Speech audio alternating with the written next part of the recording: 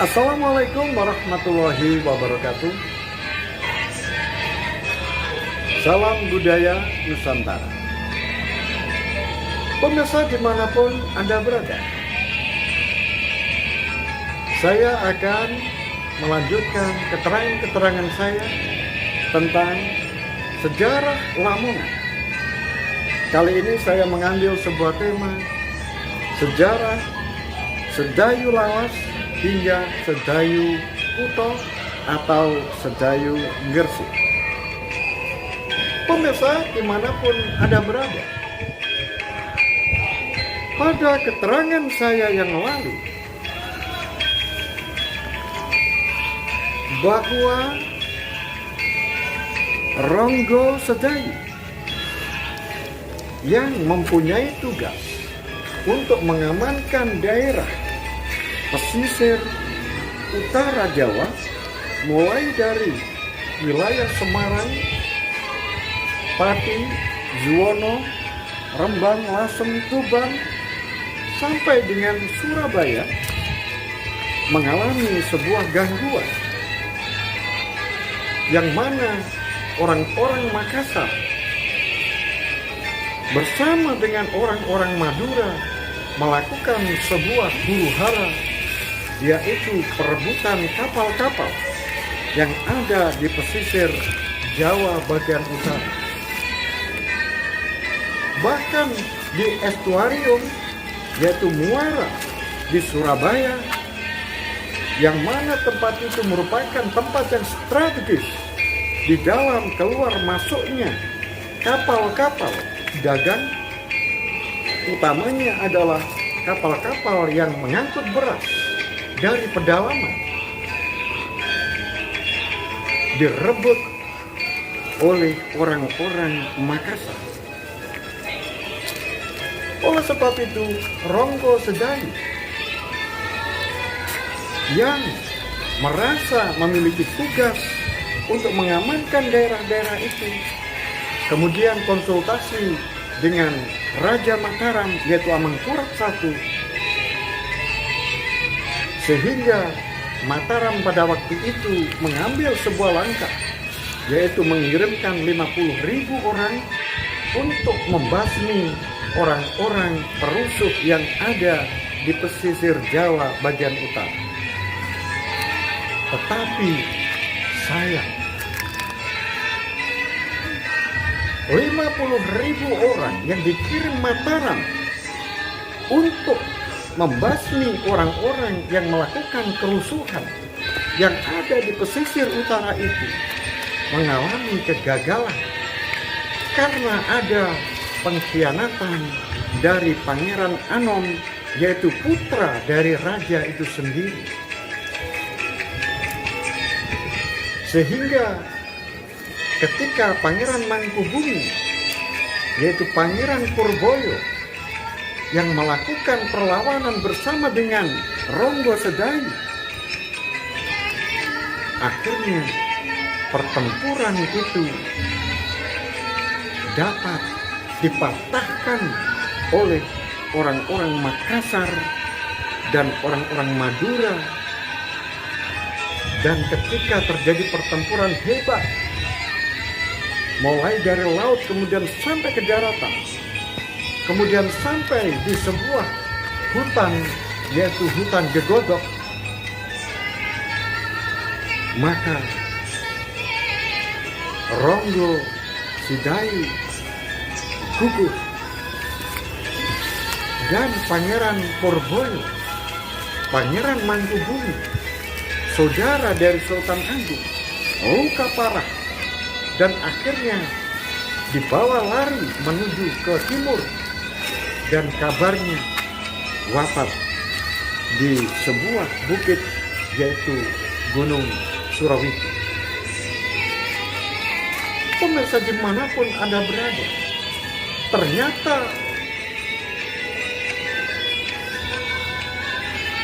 Pangeran Anom, putra dari Amengkurat I, sudah menjalin sebuah hubungan, yaitu kesepakatan dengan Panembahan Romo untuk membantu menantunya, yaitu Trunojoyo, di dalam melakukan pemberontakan melawan Sunan Amangkurat I. Setelah itu terbongkar sudah topeng dari Sunan Amangkurat I, dan terbongkar juga topeng dari Pangeran Anom oleh ayahnya, kalau dirinya adalah ikut melakukan pemberontakan membantu Trunojoyo. Pemirsa dimanapun Anda berada, pemberontakan Trunojoyo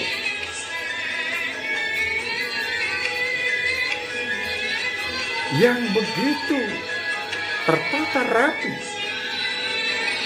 akhirnya mampu merebut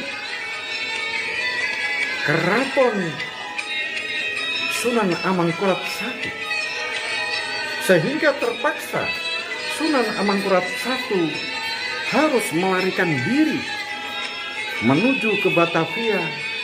Tetapi sayang, ketika sampai di kota Tegal, Sunan Amangkurat I menderita sakit keras,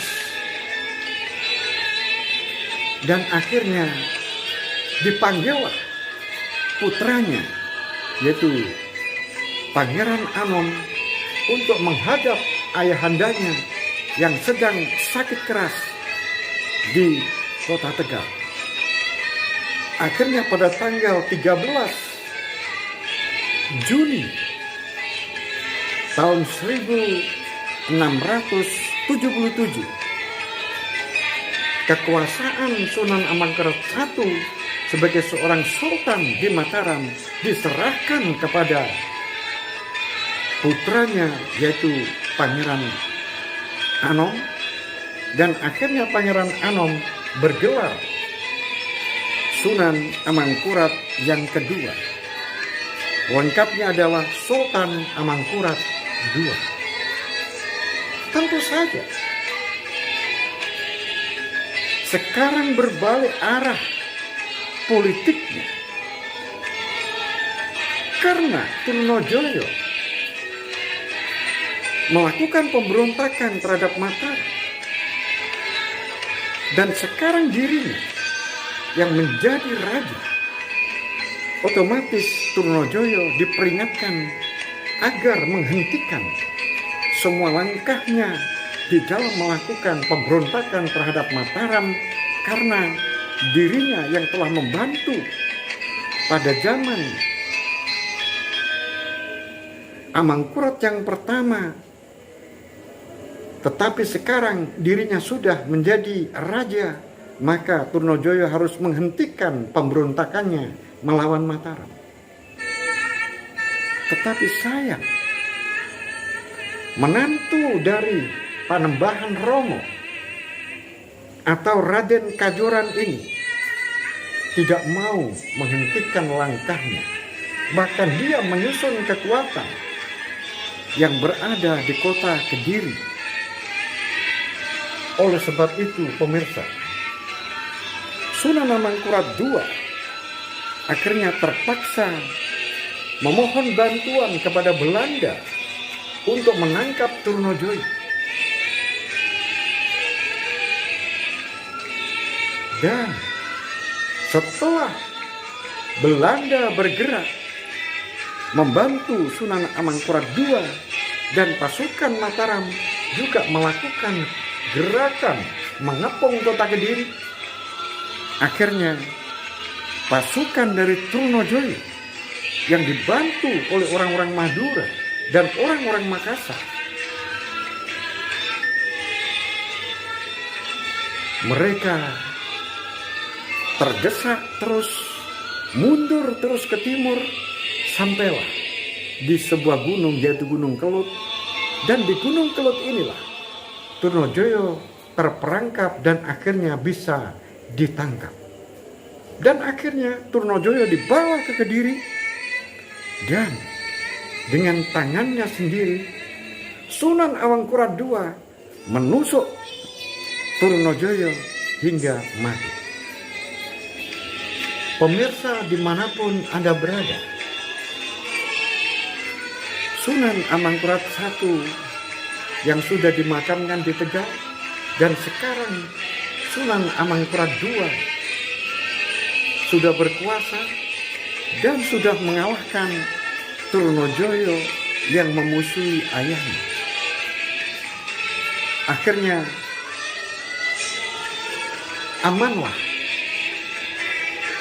di wilayah timur karena semuanya sudah dalam keadaan selesai di dalam pemberontakan.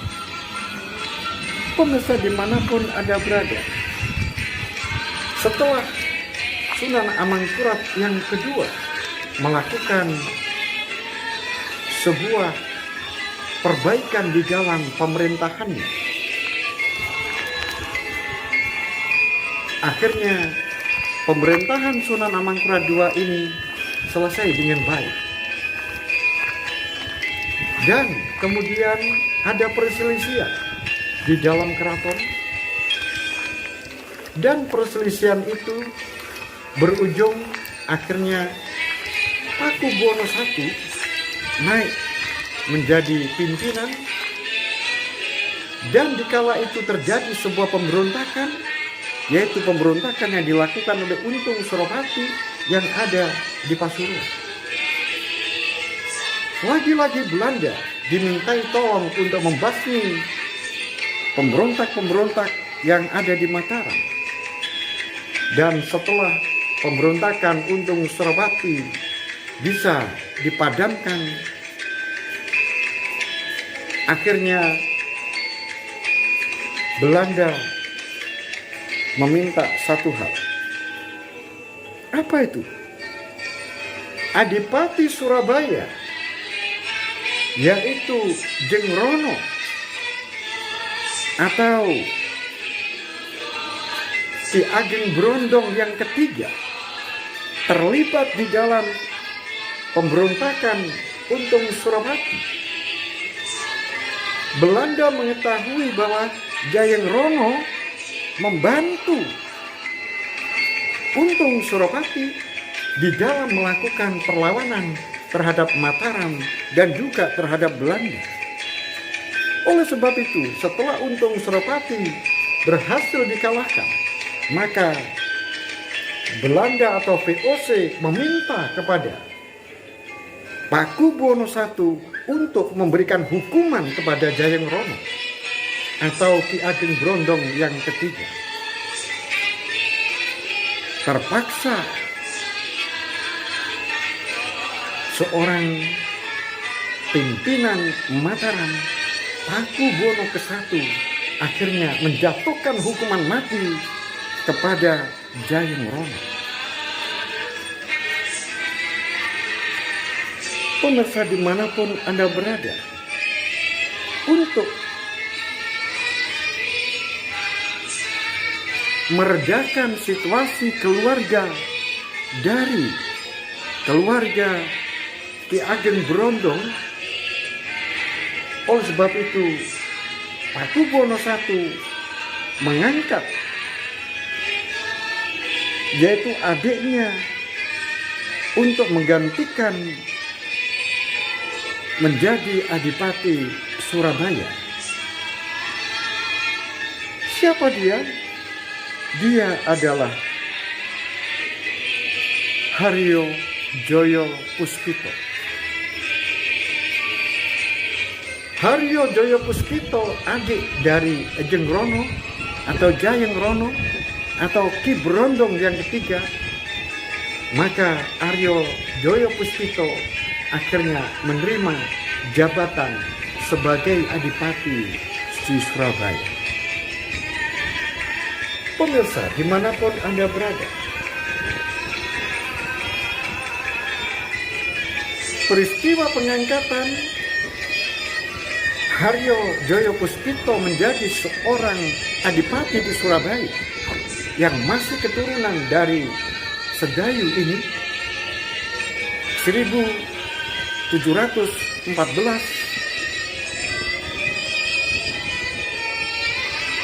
mereka di dalam hati tetap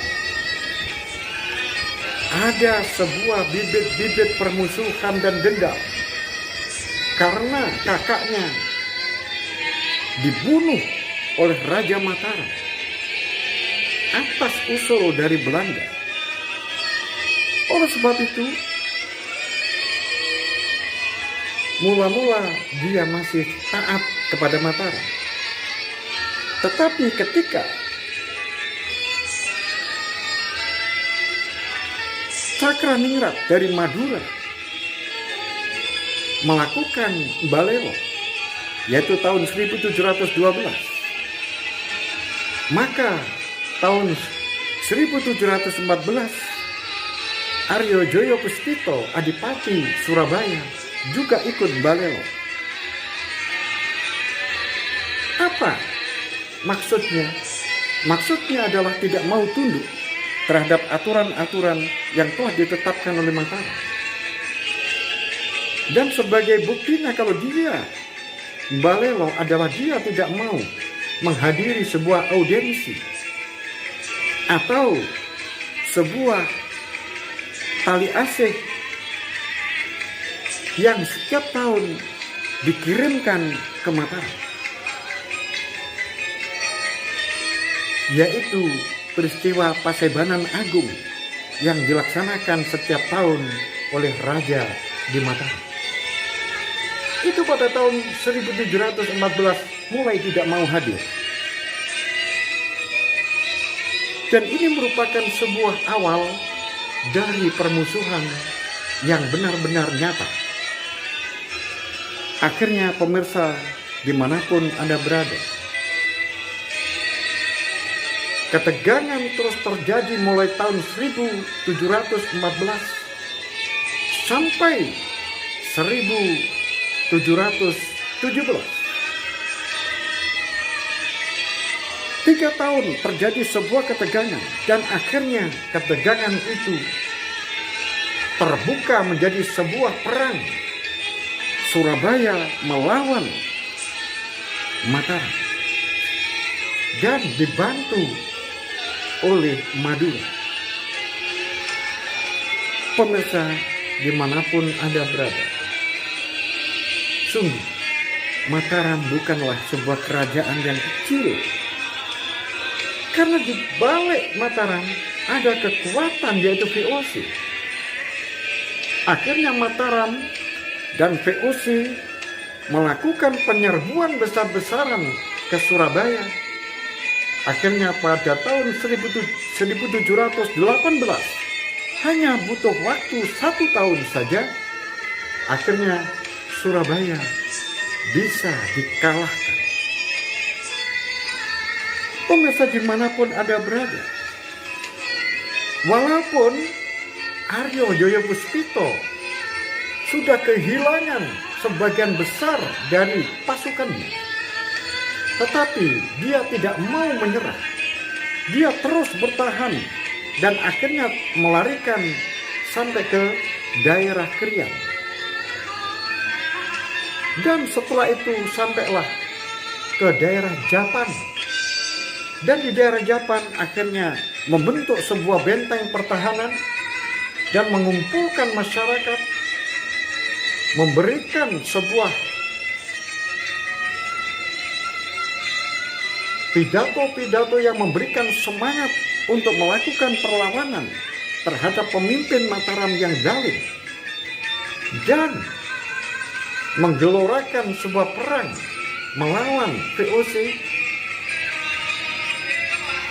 yang notabene adalah orang-orang yang telah menjajah bangsa, khususnya adalah bangsa Jawa. Akhirnya pemirsa bertahan selama 2 tahun.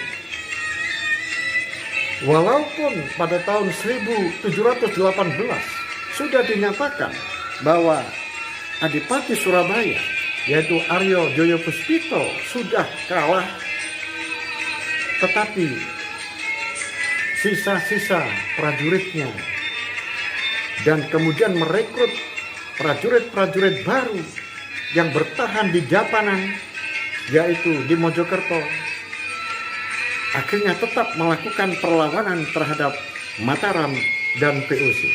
Tetapi sayang, Aryo Joyo Puspito, yaitu Ki Ageng Brondong yang keempat, akhirnya wafat karena menderita sakit.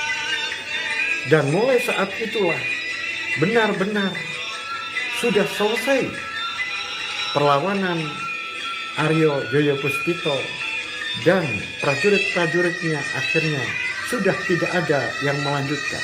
Mereka lari dan membubarkan diri karena pemimpinnya sudah tiada. Pemirsa dimanapun Anda berada, bagaimanakah kelanjutan dari cerita ini? Pemirsa dimanapun Anda berada, dukung saya, berikan saya like, subscribe, supaya channel saya menjadi berkembang. Akhirul kalam, billahi taufiq wal hidayah, warida wal inayah. Assalamualaikum warahmatullahi wabarakatuh. Salam budaya Nusantara.